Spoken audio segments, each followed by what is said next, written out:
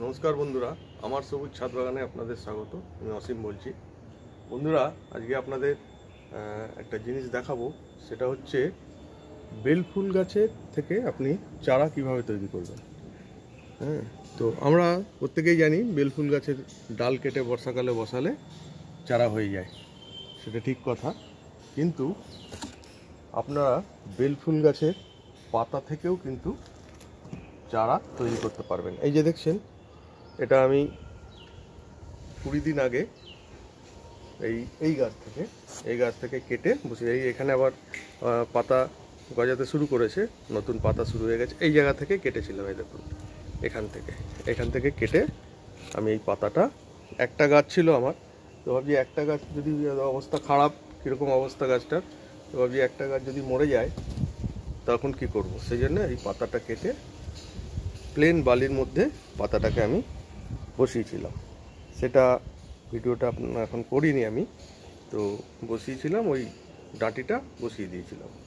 বসিয়ে তখন জল দিয়ে রেখে দিয়েছি, আর জল টল দিইনি, জল দিয়ে ছায়া জায়গায় রেখে দিয়েছিলাম 15-20 দিন। তো এখন দেখছেন এর মধ্যে থেকে আবার নতুন ডালপালা বেরোবে, এটা আবার আস্তে আস্তে হবে।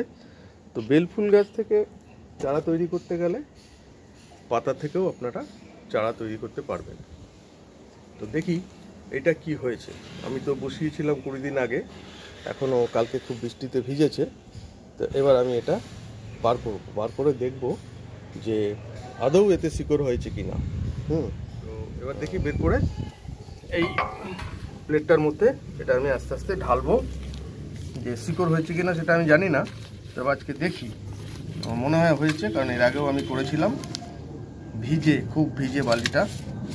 একটু সাবধানে করতে হবে, নালে শিকড় যদি হয়েও থাকে তাহলে ছিঁড়ে যাবে। হ্যাঁ, ঠিক আছে।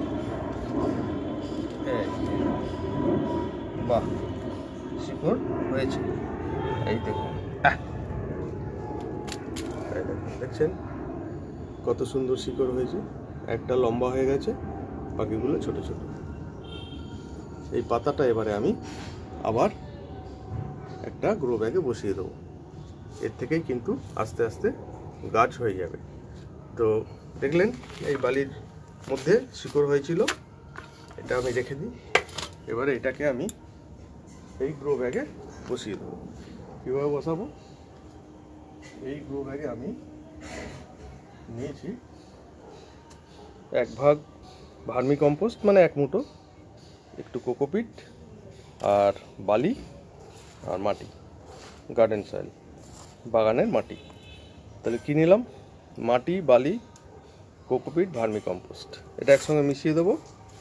মিশিয়ে দিয়ে আমি এই গ্রো ব্যাগের মধ্যে এই পাতাটাকে বসিয়ে দেবো। বসিয়ে দেওয়ার ঠিক 1 মাস পরে আমি এটা আপনাদের আবার দেখাবো যে হয়েছে কি না। হবার তো কথাই, কারণ শিকড় বেরিয়ে গেছে, দেখালাম আপনাদের।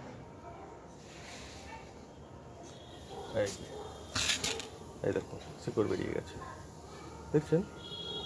এই যে ডাঁটিটা মোটাটা, এখান থেকে শিকড় বেরিয়েছে, একটা লম্বা হয়ে গেছে, খুব নরম, বেশি নাড়াচাড়া করলে ভেঙে যেতে পারে। তো যাই হোক, এটা রেখে এবারে আমি এই গ্রো ব্যাগের মধ্যে এই মাটিটা দিচ্ছি, যেটা এখন বানালাম।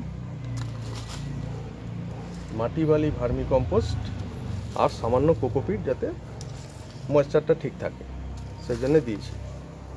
তো এবারে এর মধ্যে নতুন করে বসিয়ে দেবো। এতদিন বালিতে ছিল, এবারে আমি এটাকে মাটিতে দিয়ে গ্রো ব্যাগেই বসাবো।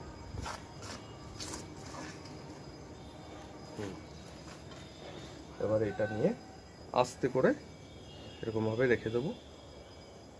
আস্তে করে রেখে দিলাম। হ্যাঁ, সুন্দরভাবে রেখে দিতে হবে। তারপরে আস্তে আস্তে আমি এর মধ্যে মাটি দিয়ে দেবো।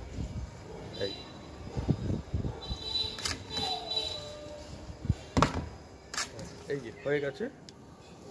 আমি যে মাটিটা তৈরি করেছিলাম ওই মাটির মধ্যে মাটি দিয়ে গ্রো ব্যাগের মধ্যে এটা বসিয়ে দিলাম। এবারে জল দেব, দিয়ে রেখে দেবো ছায়া জায়গায়। জল দেবো আজকে, আর কিন্তু জল দেবো না। আজকে একটু বেশি করে জল দিয়ে দেবো, তারপরে একদম শুকিয়ে যখন খটখটে হয়ে যাবে তখন আবার জল দেবো। ততদিনে আশা করি এর থেকে আরও পাতা ডাল বেরোতে শুরু করবে। তাহলে দেখলেন, ডাল থেকেও খালি হয় না, পাতা থেকেও কিন্তু আপনি গাছ তৈরি করতে পারেন। এটা বেলফুল গাছ। এরপরে আমি আরও অন্যান্য গাছের ডাল ওই পাতা থেকে চারা তৈরি করে আপনাদের দেখাবো। আপনারাও চেষ্টা করুন, পারবেন, আপনাদেরও হবে। কিচ্ছু না, খুব সহজ ব্যাপার। পাতাটা কাটবেন, ডাঁটিটা রেখে দেবেন, তারপরে ওটা পরিষ্কার ধোয়া বালির মধ্যে গুজে রাখবেন। দিন 15-20 দিন রাখলেই হয়ে যাবে। তখন আপনি একটা 4টে যদি করেন, একটা খুলে দেখবেন হয়েছে কি না, হয়ে গেলে বাকিগুলো খুলে দেখবেন যে সবগুলোই হয়ে গেছে। আগে একটা খুলে দেখে নেবেন যে শিকড় বেরিয়েছে কি না। এইভাবে আপনারা চেষ্টা করলে আপনারাও করতে পারবেন। আজকে এখানেই শেষ করছি। প্রত্যেকে সুস্থ থাকুন, ভালো থাকুন, নমস্কার।